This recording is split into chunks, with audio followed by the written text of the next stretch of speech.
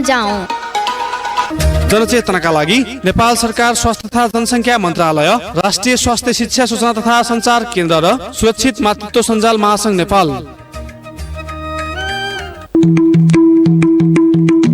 विदेशबाट वा देशका अन्य ठाउँबाट घर फर्केका व्यक्तिहरू कोरोना भाइरस संक्रमणको उच्च जोखिममा हुने भएकाले पालिकाले तोकेको क्वारेन्टाइनमा बसौं र तत्पश्चात घरमै क्वारेन्टाइनमा बस्दा देहायका नियम पालना गरौं। पालिका वा स्वास्थ्य कर्मीले दिएको सल्लाह अनुसार घरमै छुट्टै बसौं। सकेसम्म छुट्टै कोठामा बसौं र उपलब्ध भएसम्म छुट्टै शौचालय वा स्नान गृहको प्रयोग गरौं। आफूले प्रयोग गरेको भाँडाकुँडा तथा अन्य सामग्रीहरू घरका अन्य सदस्यहरूसँग साटफेर नगरौं र साबुन पानीले राम्ररी सफा गरौं। रुगाखोकी लाग्ने, घाँटी दुख्ने, 100.4 डिग्री फरेनहाइट भन्दा बढी ज्वरो आउने, सास फेर्न गाह्रो महसुस हुने जस्ता लक्षणहरू देखिएमा तुरुन्त तोकिएको स्वास्थ्य संस्थामा सम्पर्क गरौं। सुदूरपश्चिम प्रदेश सरकारद्वारा जनहितमा जारी सन्देश। अब समाचार विस्तारमा।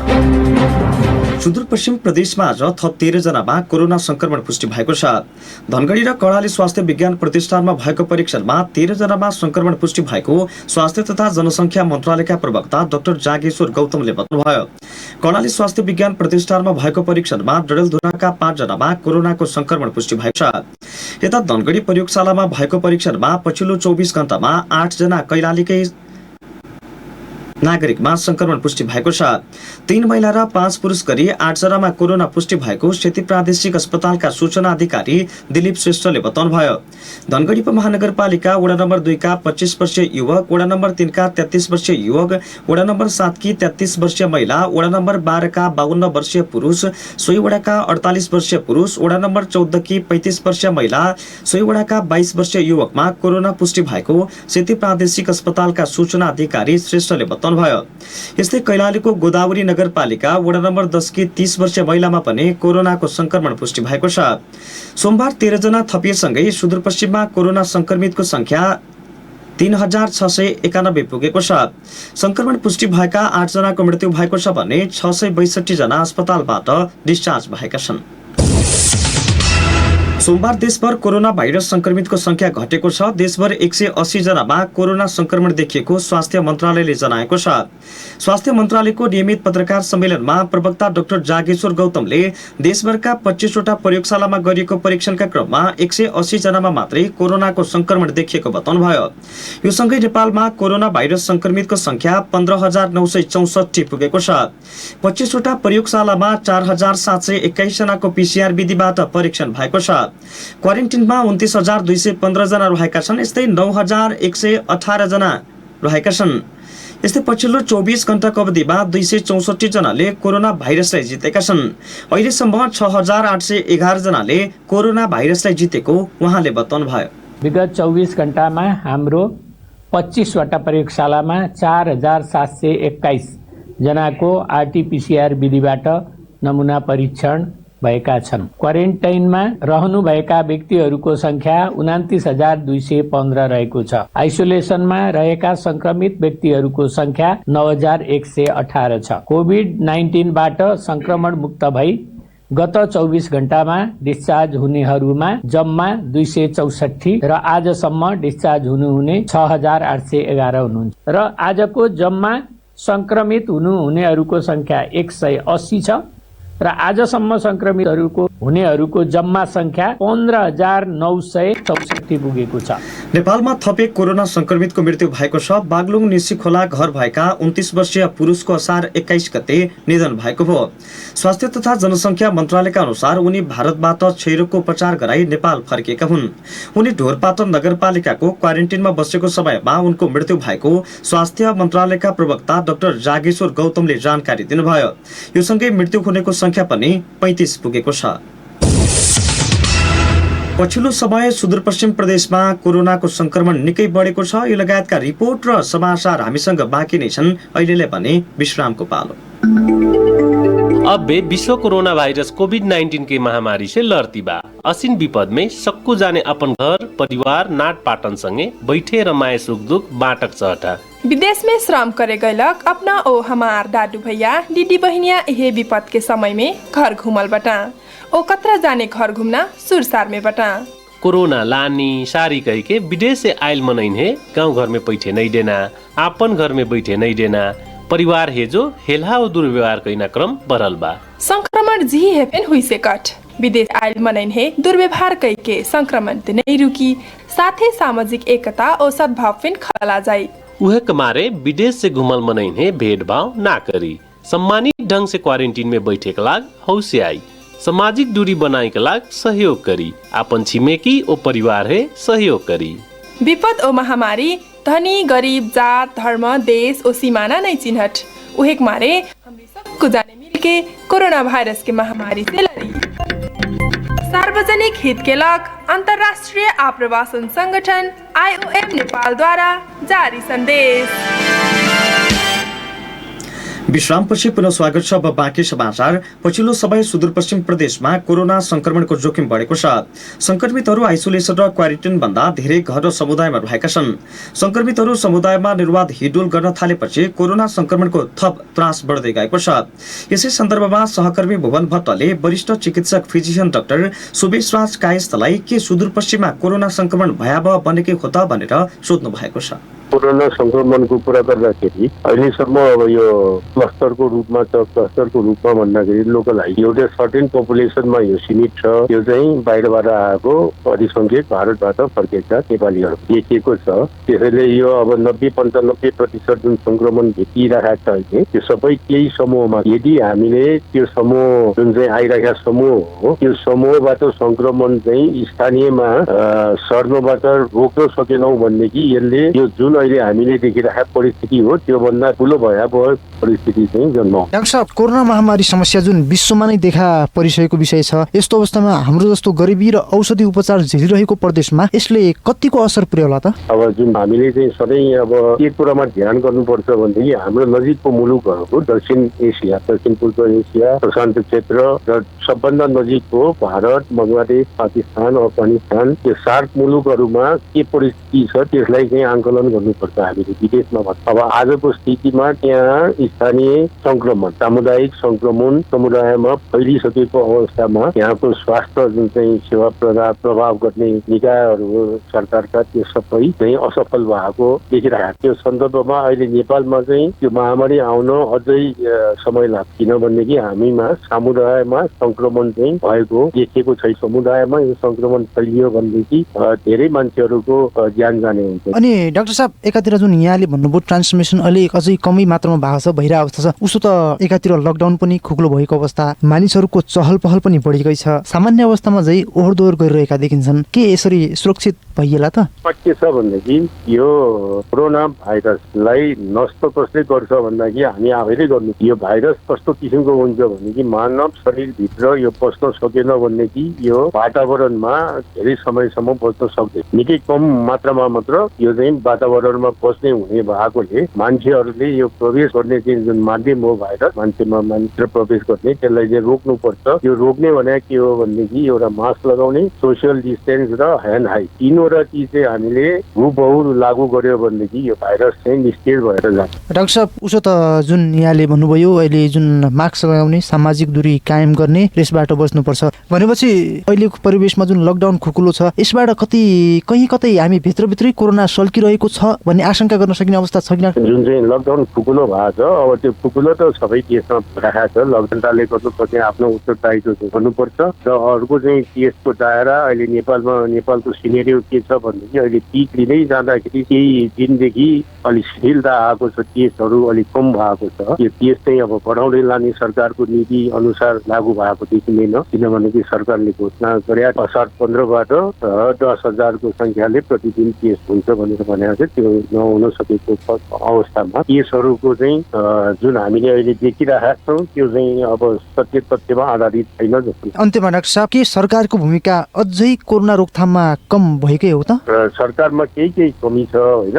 अब सुरुमा क्वारेन्टाइनमा पनि धेरै हाम्रो चाहिँ हामीबाट चाहिँ धेरै मिसहरू भयो। क्वारेन्टाइनमा राख्दाखेरि पेसेन्टहरूलाई चाहिँ हामीले स्क्रिनिङ गर्न सकेनौँ पर्याप्त मात्रामा। परीक्षणको दायरा जति बढाउँदै लानुपर्ने हो, अब त्यसमा पनि हामी असफल भएको थियौँ। जति परीक्षणको दायरा बढायो, जति केसहरू चाहिँ डायग्नोसिस हामीले गऱ्यौँ, रोग पत्ता लगायौँ, त्यति पेसेन्टहरूलाई चाहिँ आइसोलेसनमा राख्दै सङ्क्रमण फैलनबाट रोक्ने हो। अब त्यो चिजबाट चाहिँ सरकार अलि सुस्तता जस्तो छ। मास्क नलगाई घर बाहिर निस्किनेलाई प्रहरीले पक्राउ गर्ने भएको छ। गृह मन्त्रालयले मास्क नलगाई घर बाहिर निस्किनेलाई पक्राउ गर्न प्रहरी प्रधान कार्यालयलाई निर्देशन दिइसकेको छ। अब मास्क नलगाई घर बाहिर निस्किनेलाई पक्राउ गरी संक्रमण रोग ऐन 2020 अनुसार कारबाही गरिने गृह मन्त्रालयका सूचना अधिकारी उमाकान्त अधिकारीले जानकारी दिनुभयो। अब फरक प्रसंग।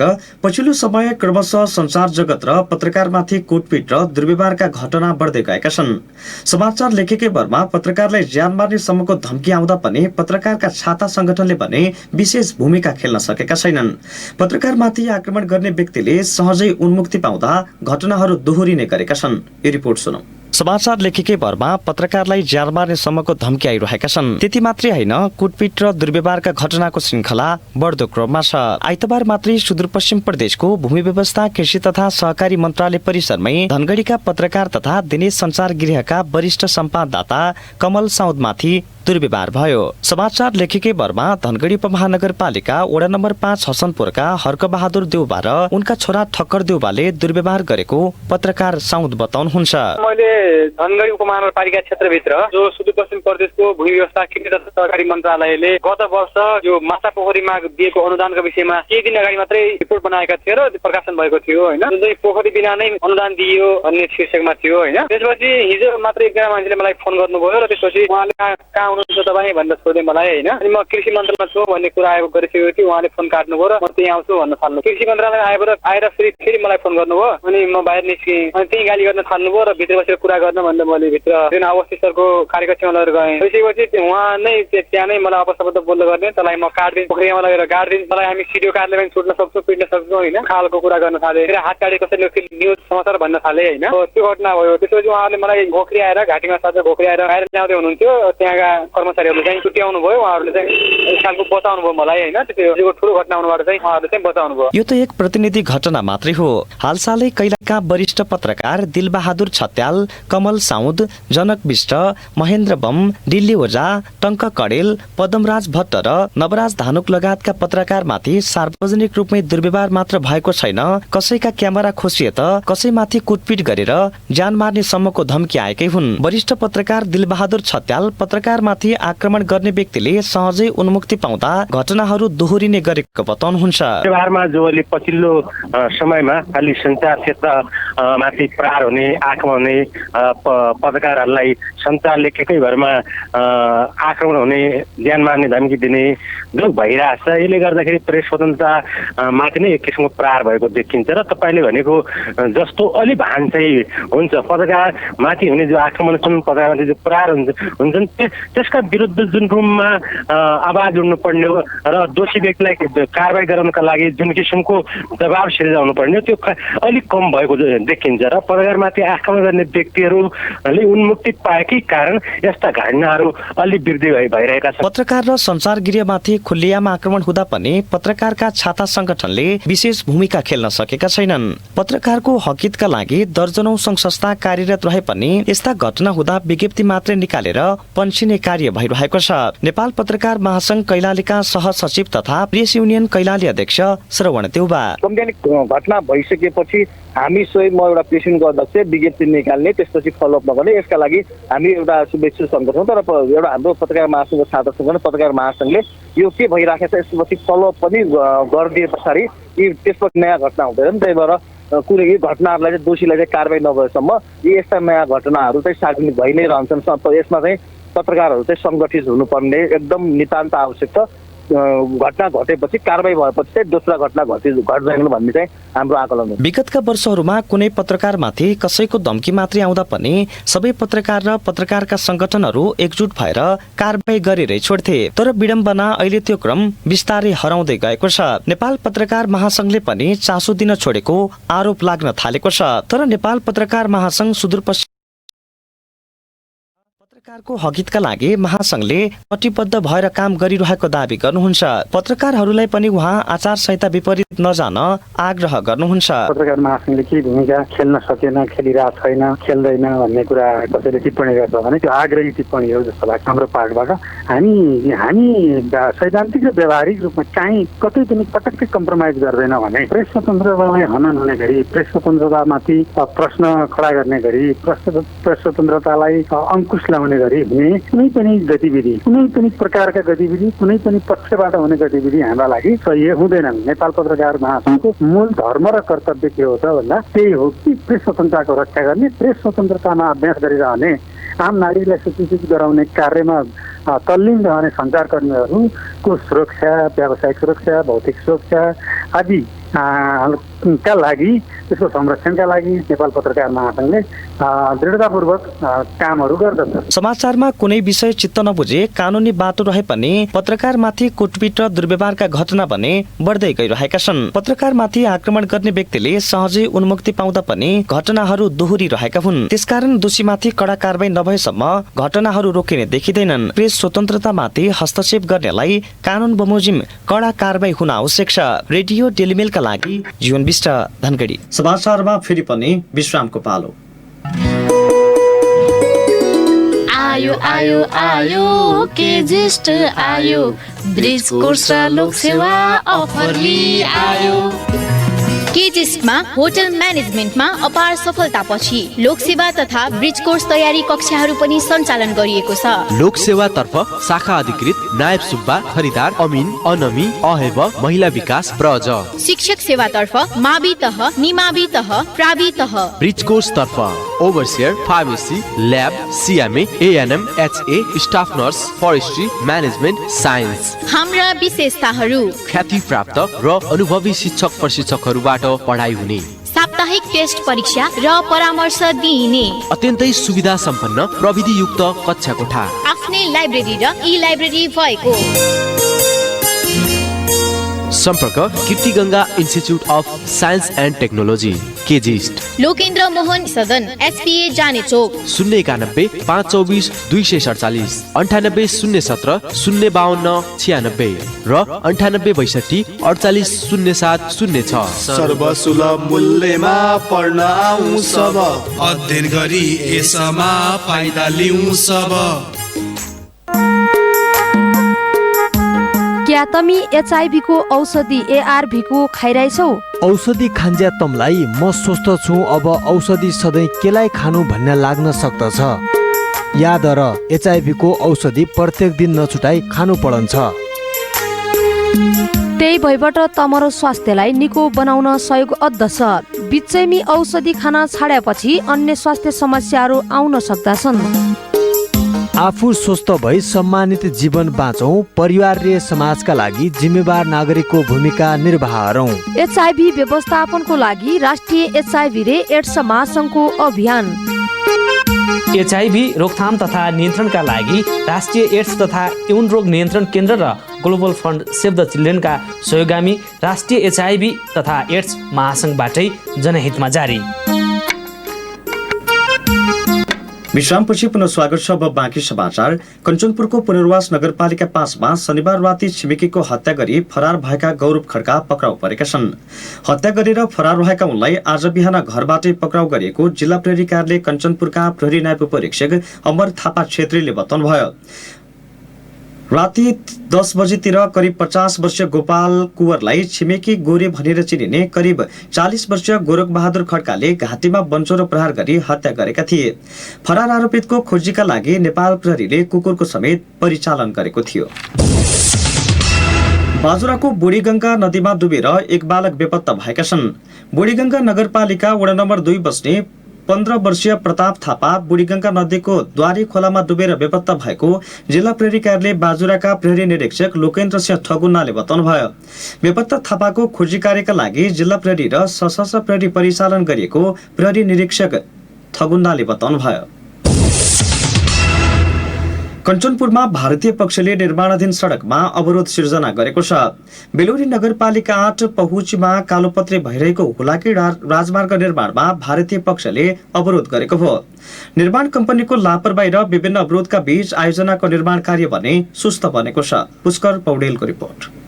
नेपाल भारत सीमा पिल्लर नम्बर 38 देखि 41 नम्बर भारतीय पक्षले 10 गजामा पर्ने भन्दै निर्माणमा अवरुद्ध पुर्याएको छ। सडक निर्माणको काम भइरहेको थियो। ठूलो संख्यामा वर्दी र बन्दुक सहित आएका भारतीय सीमा सुरक्षा बल एसएसबीले काम रोक्यो। भारतीय पक्षको अवरुद्धपछि 38 देखि ताने खडीखोलासम्मको निर्माण कार्य प्रभावित बन्यो। गत वर्ष पनि एसपीले सडक निर्माणमा अवरुद्ध गरेको थियो। विगतमा पनि पटक पटक भारतीय पक्षको अवरुद्ध हुने गरेको स्थानीयवासी बताउँछन्। जग्गाधनी प्रमाणपत्र आफूहरूसँग भए पनि सरकारी पक्ष निरीह बन्दै सीमा अतिक्रमण भइरहेको स्थानीय हरिचन्द्र ठकुरीले बताउनु भयो। घाट स्थितमा चाहिँ 38 नम्बर पिल्लरको नजिक सडक बनिरहेको छ। भारत हुलाकी सडक 10 गजामा पर्छ भनेर रोक्न खोजेको थियो र त्यसको हेर्नलाई चाहिँ उसले डीआईजी सम्मलाई डीएम एसपी डीआईजीलाई समेत बोलाएर र सशस्त्र बलको एसपी समेत आएर उसले हेरेर गएको थियो र उसले चाहिँ यस पूर्ण रूपले चाहिँ नक्सा नहेरिन्जेलसम्म रोक्नुहोस् भनेर अस्ति भनेको थियो। जुन चाहिँ भारत नेपालको सीमा छुट्याउने जुन टोली छ नि संयुक्त टोली, यो टोलीले हामीलाई अन्यलमा पारिराखेको छ।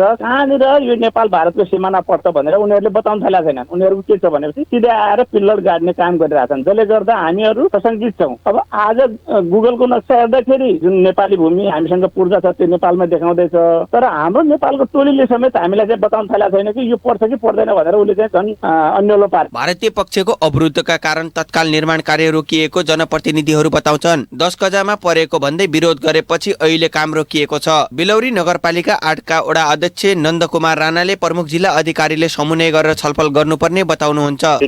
मिटिङ बस्नु भनेको छ इन्डियाले, सिडिओ र उनको डीएम। समस्या केही छैन। 38 नम्बर पिल्लरदेखि कालोपुलियासम्म 39 नम्बर पिल्लरसम्म क्षेत्रमा हाम्रो जमिन पर्छ भनेर विवाद गर्न खोजेका छन्। पहल त अब हामीले जानकारी गराइसकेका छौँ। कञ्चनपुरका प्रमुख जिल्ला अधिकारी नुरहरि खतिवडाले भने विवादित क्षेत्रमा निर्माणको गतिविधि गर्न नहुने उहाँको भनाइ छ। यस विषयमा संघीय सरकारले नै पहल गरी दीर्घकालीन रूपमा यसको समाधान खोज्न आवश्यक रहेको उहाँले बताउनु भयो। पछि नापी भएर त्यो क्लियर भएपछि मात्रै काम गर्न सकिन्छ। विवाद भएको ठाउँमा त्यसरी काम लिएर जानु हुँदैन, राम्रो हुँदैन त्यो होइन। जहाँ विवाद छ उनीहरूले इस्यु उठाइरहेको छ त्यो ठाउँमा हामीले काम लिएर त्यहाँ जाने होइन। अब त्यो हतार काम लिएर जाने गर्ने प्रयास कसले गरे हो थाहा छैन। यसमा त्यस्तो ठाउँमा विवाद भएको ठाउँमा काम बोर्डरको छेउछाउमा काम गर्नु भन्दा अगाडि पहिले चाहिँ प्रशासनसँग समन्वय गरेर अनि त्यहाँ के रहेछ इस्यु हामी पनि उता बुझ्छौँ होइन। त्यसपछि उनीहरूको के रहेछ आशय मनसाय त्यसको आधारमा मात्रै गर्न दिने कुरा हुनसक्छ। अब काम लिएर जाने अनि विवाद सिर्जना गर्ने अनि त्यसपछि यहाँबाट समाधान गरिदिने त्यस्तो सम्भव हुन्न। अब अहिले चाहिँ त्यहाँ जहाँ विवाद छ त्यहाँ काम रोक्नुपर्छ, त्यति नै हो। यो चाहिँ त्यसमा 10 गजामा पर्छ भनेर उनीहरूले दाबी गरिरहेको छ भने अब कि नातिले गरेर चाहिँ होइन भनेर भनिदिनु पर्यो। त्यसो भएपछि ऊ कन्भिन्स हुन्छ होइन। होइन भने उसको हो भन्ने पर्छ भनेदेखि त हामीले जबरजस्ती बनाउन पनि मिल्दैन। फेरि त्यसमा यो कुरो चाहिँ विवादास्पद कुरो हो। विवादास्पद कुरोमा अहिले केही पनि गर्न मिल्दैन। नेपाल भारत सीमा क्षेत्रमा सीमा स्तम्भहरू स्पष्ट छैनन्। कैलालीको धनगढी उपमहानगरपालिका र भजनी नगरपालिकामा सबैभन्दा बढी सीमा विवाद छ। धनगढीको फुलबारीमा रहेको 742 र भजनी नगरपालिका 707 र 708 सीमा स्तम्भ भारतीय पक्षले एकलौटी रूपमा स्थापना गरेको त्यस क्षेत्रका स्थानीयवासीको आरोप छ। रेडियो टेलिमेलका लागि पुष्कर पौडेल, धनगढी। सुदूरपश्चिम प्रदेश सभाको 6औं अधिवेशनको 22औं बैठक स्थगित भएको छ। सोमबार दिउँसो 3 बजे आह्वान गरिएको बैठक सूचना टाँस गरेर स्थगित गरिएको छ। सुदूरपश्चिम प्रदेशका सभामुख अर्जुन बहादुर थापाले सरकार र प्रतिपक्षबीच वार्ताका लागि छलफल भइरहेकाले बैठक स्थगित गर्नु परेको बताउनु भएको छ। उहाँले अर्को बैठक मंगलबार दिउँसो 3 बजे आह्वान गरिएको बताउनु भयो। आइतबार प्रतिपक्षी दलको नाराबाजी र विरोधका बीचमै सभामुख थापाले आर्थिक वर्ष 77-78 को छलफलमाथिको प्रस्तावलाई निर्णयार्थ पारित गर्नु भएको थियो। सोमबार सरकारले प्रतिपक्षी दलसँग छलफल गरेको छ। र एसईको नतिजा साउन 15 गते प्रकाशन गर्ने गरी राष्ट्रिय परीक्षा बोर्डले तयारी गरिरहेको छ। बोर्डका सचिव दुर्गा प्रसाद अर्यालका अनुसार असार मसान्तसम्म सबै जिल्लाबाट लब्धाङ्क आइपुग्ने र साउन 15 गते नतिजा प्रकाशन गर्ने गरी बोर्डले तयारी गरिरहेको छ। विद्यालयमा क्वारेन्टिन बनाएको हुँदा कतिपय विद्यालयको तथ्याङ्क पठाउन नपाएको भए पनि असार मसान्तसम्म सबैको आइपुग्ने र त्यसकै आधारमा साउन 15 सम्म नतिजा प्रकाशन गर्ने गरी काम भइरहेको छ। प्रसारणको अन्त्यमा प्रमुख समाचार शीर्षक फेरि एकपटक। सुदूरपश्चिममा आज थप 13 जनामा कोरोना संक्रमण पुष्टि। देशभर 180 संक्रमित फेला। एक कोरोना संक्रमितको मृतकको संख्या 35 पुग्यो। पत्रकारमाथि समाचार लेखेकै भरमा कुटपिट र दुर्व्यवहारका घटना बढ्दै अपराधीले उन्मुक्ति पाउँदा घटनाहरू दोहोरिँदै पत्रकारका छाता संगठन सक्रिय नभएको गुनासो। कञ्चनपुर फुलाकी सडक निर्माणमा भारतीय पक्षको अवरोध। निर्माण कम्पनीको लापरवाही र विभिन्न अवरोधका बीच योजनाको निर्माण कार्य सुस्त। र बाजुराको बुढीगङ्गा नदीमा डुबेर एक बालक बेपत्ता। कञ्चनपुरमा छिमेकीको हत्या गरी फरार रहेका एकजना पक्राउ। एससीको नतिजा साउन 15 मा प्रकाशन गर्ने बोर्डको तयारी।